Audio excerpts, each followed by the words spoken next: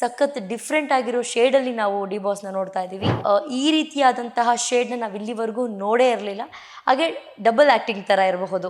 ಸಾರಥಿ ಟೈಮಲ್ಲೂ ಸೇಮ್ ಇದೇ ಥರ ಇನ್ಸಿಡೆಂಟ್ ನಡೆದಿತ್ತು. ಸಿನಿಮಾ ಹಿಟ್ ಕೊಡ್ತು, ಬಟ್ ಇದೇನಾಗುತ್ತೆ ಗೊತ್ತಿಲ್ಲ.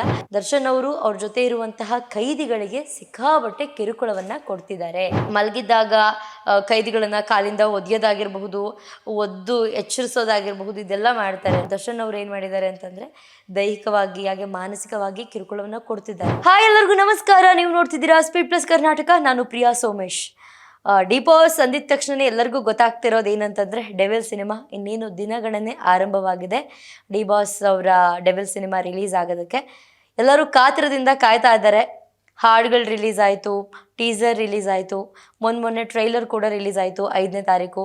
ಟ್ರೈಲರ್, ಹಾಡು ಹಾಗೆ ಟೀಸರ್ ತುಂಬ ಜನಕ್ಕೆ ಇಷ್ಟ ಆಗಿರಲಿಲ್ಲ. ಬಟ್ ಟ್ರೈಲರ್ ಅದೆಲ್ಲದನ್ನು ಕೂಡ ಮರೆಸ್ತು ಸಿಕ್ಕಾಬಟ್ಟೆ ಮೆಚ್ಚುಗೆಯನ್ನು ವ್ಯಕ್ತಪಡಿಸಿದ್ರು ಆಡಿಯನ್ಸ್ ಎಲ್ಲರೂ ಕೂಡ. ದರ್ಶನ್ ಸರ್ ಅಭಿಮಾನಿಗಳಾಗಿರಬಹುದು ಅಥವಾ ಅಲ್ಲದೇ ಇರೋರಾಗಿರಬಹುದು, ಸಖತ್ತಾಗಿದೆ.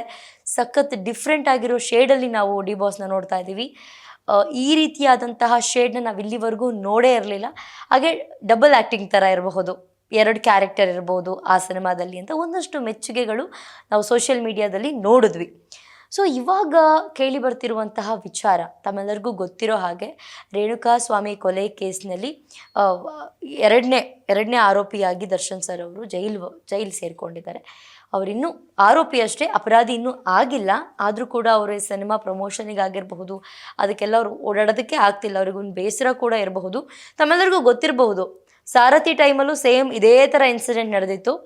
ಬಟ್ ಸಿನಿಮಾ ಹಿಟ್ ಕೊಡ್ತು, ಬಟ್ ಇದೇನಾಗುತ್ತೆ ಗೊತ್ತಿಲ್ಲ. ಸೊ ದರ್ಶನ್ ಸರ್ ಬಗ್ಗೆ ಬೆಳಗ್ಗೆಯಿಂದ ಒಂದು ನಡೀತಾನೆ ಇದೆ ವಿಚಾರ. ಏನಂತಂತಂದರೆ ದರ್ಶನ್ ಅವರು ಅವ್ರ ಜೊತೆ ಇರುವಂತಹ ಕೈದಿಗಳಿಗೆ ಸಿಕ್ಕಾಬಟ್ಟೆ ಕಿರುಕುಳವನ್ನು ಕೊಡ್ತಿದ್ದಾರೆ. ಅವ್ರನ್ನ ನೆಮ್ಮದಿಯಾಗಿರೋದಕ್ಕೆ ಬಿಡ್ತಾ ಇಲ್ಲ.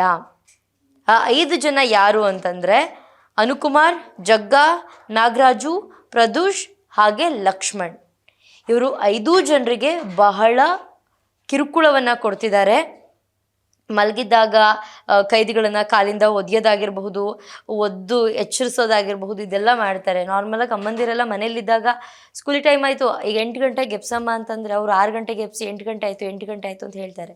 ಸೊ ಇಲ್ಲಿ ದರ್ಶನ್ ಅವ್ರು ಏನು ಮಾಡಿದ್ದಾರೆ ಅಂತಂದರೆ ದೈಹಿಕವಾಗಿ ಹಾಗೆ ಮಾನಸಿಕವಾಗಿ ಕಿರುಕುಳವನ್ನು ಕೊಡ್ತಿದ್ದಾರೆ. ಈ ಜೈಲು ಅಂತ ಬಂದಾಗ ನಮಗೆ ಇಷ್ಟ ಬಂದಂಗೆ ಒಬ್ಬೊಬ್ಬರೇ ಇರ್ತೀವಿ, ಇಬ್ಬಿಬ್ರು ಇರ್ತೀವಿ, ನಾವು ರೂಮ್ ಶೇರ್ ಮಾಡ್ಕೊಳ್ತೀವಿ, ಹಂಗೆಲ್ಲ ಹೇಳಂಗಿಲ್ಲ. ಎಷ್ಟು ಜನ ಹಾಕ್ತಾರೋ ಅಷ್ಟು ಜನ ಇರಬೇಕು. ಈಗ ದರ್ಶನ್ ಅವರ ಸೆಲ್ಲಲ್ಲಿ 5 ಜನ, ಅವರು ಬಿಟ್ಟು 5 ಜನ ಇದ್ದಾರೆ. ಅನುಕುಮಾರ್, ಜಗ್ಗಾ, ನಾಗರಾಜು, ಪ್ರದೂಷ್, ಲಕ್ಷ್ಮಣ್. ದರ್ಶನ್ ಅವರು 6ನೇವರು ಅಂತ ಅಂದ್ಕೊಳ್ಳಿ. 6 ಜನ ಇದ್ದಾರೆ. ಮಾನಸಿಕವಾಗಿ ಹಾಗೆ ದೈಹಿಕವಾಗಿ ಕಿರುಕುಳವನ್ನು ಕೊಡ್ತಿದ್ದಾರೆ. ಅದ್ರ ಜೊತೆಗೆ ಮಲಗಿದ್ದಾಗ ಕಾಲಿಂದ ಒದ್ದು ನಮ್ಮನ್ನು ಎಚ್ಚರಿಸ್ತಿದ್ದಾರೆ ಅಂತ ಹೇಳ್ತಾ ಇದ್ದಾರೆ. ಇನ್ನೇ ಡೆವಿಲ್ ಸಿನಿಮಾ ರಿಲೀಸಿಗೆ ಇನ್ನೇನು ಸ್ವಲ್ಪ ದಿನವೇ ಇತ್ತು. ಈ ಸಿನಿಮಾ ಈ ಟೈಮಲ್ಲಿ ಇದೆಲ್ಲ ಬೇಕಿತ್ತಾ? ಇದೆಲ್ಲ ಅವಶ್ಯಕತೆ ಇತ್ತಾ? ಹೊರಗಡೆ ನೀನು ಏನೇ ಸ್ಟಾರ್ ಆಗಿರು, ಏನೇ ಆಗಿರು, ಬಟ್ ಜೈಲೊಳಗಡೆ ಬಂದಾಗ ಅಲ್ಲಿ ಎಲ್ಲರಿಗೂ ಒಂದೇ ಸೇಮ್ ರೂಲ್ಸ್, ಹಿಂಗೆ ಇರಬೇಕು ಅಂತ. ಆ ರೂಲ್ಸ್ನ ಬ್ರೇಕ್ ಮಾಡಿದ್ದಕ್ಕೆ ಅಲ್ಲಿಂದ ಇಲ್ಲಿಗೆ ಬಂದಿರೋದು. ಒಂದು ಕೈಯಲ್ಲಿ ಕಾಫಿ, ಸಿಗರೇಟ್ ಈ ಥರ ಎಲ್ಲ ಮಾಡ್ತಾಯಿದ್ರು ಅಂತ ಹೇಳಿಬಿಟ್ಟೆ ಆ ಜೈಲಿಂದ ತೆಗೆದು ಈ ಜೈಲಿಗೆ ಹಾಕಿರೋದು. ಸೊ ಇಲ್ಲೂ ಕೂಡ ಕೈದಿಗಳಿಗೆ, ಅಂದರೆ ಅವರು ಕೊಠಡಿ ಒಳಗಡೆ ಇರುವಂತಹ ಕೈದಿಗಳಿಗೆ ಮಾನಸಿಕವಾಗಿ ದೈಹಿಕವಾಗಿ ಹಿಂಸೆಯನ್ನು ಕೊಡ್ತಿದ್ದಾರೆ ಅಂತ ಒಂದಷ್ಟು ಜನ ಹೇಳಿದ್ದಾರೆ. 2ನೇ ಸತಿನೂ ಕೂಡ ಜಾಮೀನು ಕೂಡ ರದ್ದಾಯಿತು. ಮೊದಲನೇ ಸಲ ಹೆಂಗೋ ಸಿಕ್ಕಿತ್ತು, 2ನೇ ಸಲ ಜಾಮೀನು ರದ್ದಾಗಿ ಜೈಲು ಕೂಡ ಸೇರಿದ್ರು. ಆದರೆ ಅವರು ಜೈಲೊಳಗಡೆ ಆದಮೇಲೆ ಅವ್ರಿಗೆ ಒಂದಷ್ಟು ಬೇಸಿಕ್ ನೀಡ್ಸ್ ಸಿಗ್ತಾ ಇರಲಿಲ್ಲ ಅಂತ ಹೇಳ್ಬಿಟ್ಟು ಜಡ್ಜ್ ಮುಂದೆ ಪರಿಪರಿಯಾಗಿ ಬೇಡ್ಕೊಳ್ತಾರೆ. ನನಗೆ ಒಂದು ಸ್ವಲ್ಪ ವಿಷ ಇದ್ದರೆ ಕೊಟ್ಬಿಡಿ, ನಾನು ಕುಡಿದು ಸತ್ತೋಗ್ಬಿಡ್ತೀನಿ ಅಂತ ಕೂಡ ಹೇಳ್ಕೊಂಡಿರ್ತಾರೆ. ಬಟ್ ಆದರೆ ಅವರಿಗೆ ಇತ್ತೀಚಿನ ದಿನಗಳಲ್ಲಿ ಎಲ್ಲ ರೀತಿ ಫೆಸಿಲಿಟಿ ಸಿಗ್ತಾಯಿತ್ತು. ಬೆಡ್ಶೀಟ್ ಸಿಕ್ತು ಹೊಚ್ಕೊಳ್ಳೋದಕ್ಕೆ.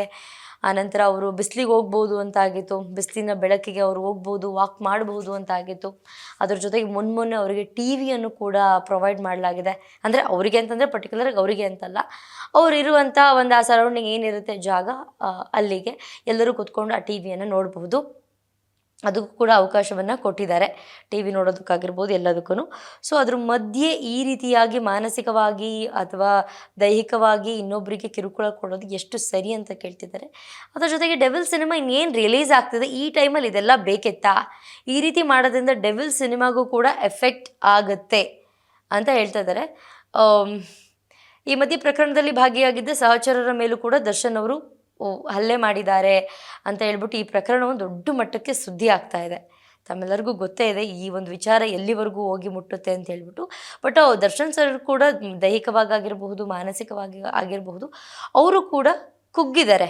ಅವರಿಗೂ ಕೂಡ ಬೇಜಾರಾಗುತ್ತೆ. ಹೊರಗಡೆ ಇದ್ದಾಗ ಅವರೊಂದು ಹೀರೋ ಥರ, ಅಥವಾ ಅವರ ಒಂದು ಊಟ ಆಗಿರಬಹುದು, ಬಟ್ಟೆ ಆಗಿರಬಹುದು, ಅವ್ರು ಮಲಗುವಂತಹ ಜಾಗ ಆಗಿರಬಹುದು, ಅವ್ರಿಗೆ ಹೆಂಗೆ ಬೇಕೋ ಹಂಗೆ ರೆಡಿ ಮಾಡ್ಕೊಂಡಿರ್ತಾರೆ. ಸೊ ಜೈಲು ಅಂತ ಬಂದಾಗ ಕಂಪ್ಲೀಟ್ಲಿ ಚೇಂಜ್.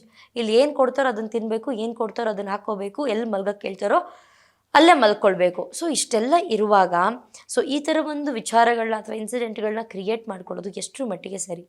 ಒಂದಷ್ಟು ಜನ ಕಮೆಂಟ್ ಮಾಡ್ತಿದ್ದಾರೆ ಇದೆಲ್ಲ ಬೇಕಾ ಅಂದರೆ, ಇನ್ನೊಂದಷ್ಟು ಜನ ನಮ್ಮ ಬಾಸ್ ಎಲ್ಲಿದ್ರು ಬಾಸ್, ಹೊರಗಡೆ ಇದ್ರು ಹುಲಿನೇ, ಒಳಗಡೆ ಇದ್ರು ಹುಲಿನೇ. ಇದೆಲ್ಲ ಒಂದಷ್ಟು ಜನ ಏನು ಹೇಳ್ತಾರೆ ಅಂದರೆ, ದರ್ಶನ್ ಸರ್ ಅವರು ಈ ರೀತಿ ಆಗೋಕ್ಕೆ ಕಾರಣನೇ ಅವ್ರ ಅಭಿಮಾನಿಗಳು ಅಂತಾರೆ. ಅವ್ರನ್ನ ಒಂದಷ್ಟು ಜನ ಉಪ್ಪಿಸಿ ಹಟ್ಟಕ್ಕೇರಿಸಿ ಅವ್ರು ಮಾಡಿದ್ದೇ ಸರಿ, ತಪ್ಪು ಅಂತ ಹೇಳಬೇಕು, ಸರಿ ಅಂತ ಹೇಳಬೇಕು.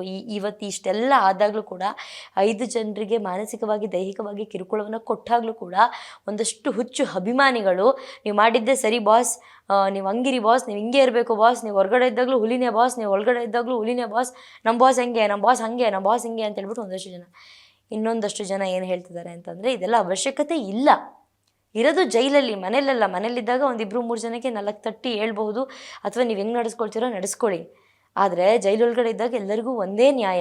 ಎಲ್ಲರೂ ಮಾನಸಿಕವಾಗಿ ದೈಹಿಕವಾಗಿ ಕುಗ್ಗಿರ್ತಾರೆ ಜೈಲೊಳಗಡೆ ಬಂದಾಗ. ಸ್ವಲ್ಪ ಸ್ಪೆಷಲ್ ಟ್ರೀಟ್ಮೆಂಟ್ ಅಂತ ಇದ್ದಿದ್ದು ದರ್ಶನ್ ಸರ್ ಅವ್ರಿಗೆ ಮಾತ್ರ ಹಳೆ ಜೈಲಲ್ಲಿ. ಸೊ ಜೈಲ್ ಚೇಂಜ್ ಮಾಡಿದ್ಮೇಲೆ ಎಲ್ಲರಿಗೂ ಸೇಮ್ ಆಗಿದೆ, ಅದನ್ನು ತಗೋಬೇಕಾಗತ್ತೆ. ಸೊ ಇಷ್ಟು ವಿಚಾರಗಳು ಬಂದಿದೆ, ನೋಡಬೇಕು ಮುಂದೆ ಏನಾಗುತ್ತೆ ಇದರಿಂದ ಅಂತ ಹೇಳಿಬಿಟ್ಟು. 1 ವರ್ಷದಿಂದ ಅವರಿಗೆ ಪಾಪ ಹೊರಗಡೆ ಹೋಗೋ ಅವಕಾಶನೇ ಸಿಕ್ಕಿಲ್ಲ. ಜೈಲೊಳಗಡೆ ಸೇರ್ಕೊಂಡಾಗಿಂದ ಹೊರಗಡೆ ಹೋಗೋಕ್ಕೆ ಸಿಕ್ಕಿಲ್ಲ ಅವ್ರಿಗೆ ಹೆಂಗೆ ಬೇಕೋ ಬದುಕೋಕ್ಕಾಗ್ತಾ ಇಲ್ಲ. ಮೇ ಬಿ ಅದೆಲ್ಲ ಮಾನಸಿಕವಾಗಿ ದೈಹಿಕವಾಗಿ ಕುಗ್ಗಿರ್ಬೋದು. ಬಟ್ ನಾವು ಕುಗ್ಗಿದ್ದೀವಿ ಅಂತ ಹೇಳ್ಬಿಟ್ಟು ನಮ್ಮ ಜೊತೆ ಇರುವಂತಹ ಸಹಚರರ ಮೇಲೆ ದೈಹಿಕವಾಗಿರ್ಬೋದು, ಮಾನಸಿಕವಾಗಿರ್ಬೋದು, ಅವ್ರು ಮಲಗಿದ್ದಾಗ ಕಾಲಿಂದ ಒದ್ದಿ ಎಪ್ಸೋದಾಗಿರ್ಬೋದು, ಇದೆಲ್ಲ ಮಾಡೋದು ತಪ್ಪು ಅಂತ ನಾನು ಅಂದ್ಕೊಳ್ತೀನಿ. ಒಂದಷ್ಟು ಜನರು ಇದೇ ರೀತಿಯಾಗಿ ಕಮೆಂಟ್ ಕೂಡ ಮಾಡಿದರು. ತಮಗೇನು ಅನಿಸುತ್ತೆ? ದರ್ಶನ್ ಸರ್ ಅವರು ಇದನ್ನೆಲ್ಲ ಮಾಡಿದ್ದು ಸರಿನಾ? ಅವರು ಒಳಗಡೆ ಇದ್ದಾಗಲೂ ಈ ರೀತಿಯಾಗಿ ನಡ್ಕೊಳ್ಳೋದು ಎಷ್ಟರ ಮಟ್ಟಿಗೆ ಸರಿ? ಅದು ಈ ಡೆವಿಲ್ ಸಿನಿಮಾ ರಿಲೀಸ್ ಟೈಮಲ್ಲಿ ಇದೆಲ್ಲ ಬೇಕಿತ್ತಾ? ಇದೆಷ್ಟು ಎಫೆಕ್ಟ್ ಆಗ್ಬೋದು. ಕೆಲವೊಂದು ಟೈಮ್ ನೆಗೆಟಿವ್ ಅವ್ರಿಗೆ ಪಾಸಿಟಿವ್ ಆಗುವಂತಹ ಚಾನ್ಸಸ್ ಜಾಸ್ತಿ ಇರುತ್ತೆ. ಸಮ್ ಟೈಮ್ ಈ ಥರ ನೆಗೆಟಿವ್ಗಳು ಪಾಸಿಟಿವ್ ಆಗುತ್ತೆ.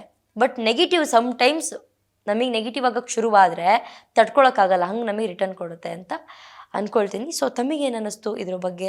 ದರ್ಶನ್ ಸರ್ ಅವರು ಮಾನಸಿಕವಾಗಿ ದೈಹಿಕವಾಗಿ ಇನ್ನೊಬ್ಬರಿಗೆ ಕಿರುಕುಳವನ್ನು ಕೊಡ್ತಿದ್ದಾರೆ ಅಂತ ಹೇಳ್ಬಿಟ್ಟು ಹೇಳ್ತಿದ್ದಾರೆ. ಸೊ ತಮಗೇನು ಅನಿಸುತ್ತೆ ಕಮೆಂಟ್ ಸೆಕ್ಷನಲ್ಲಿ ತಿಳಿಸೋದನ್ನು ಮರಿಬೇಡಿ ಅಂತ ಹೇಳ್ತಾ, ಇದಾಗುತ್ತೆ ಇವತ್ತಿನ ವಿಶೇಷ. ನೋಡ್ತಾ ಇರಿ ಸ್ಪೀಡ್ ಪ್ಲಸ್ ಕರ್ನಾಟಕ, ನಿಮ್ಮಿಂದ ನಿಮಗಾಗಿ ನಿಮಗೋಸ್ಕರ.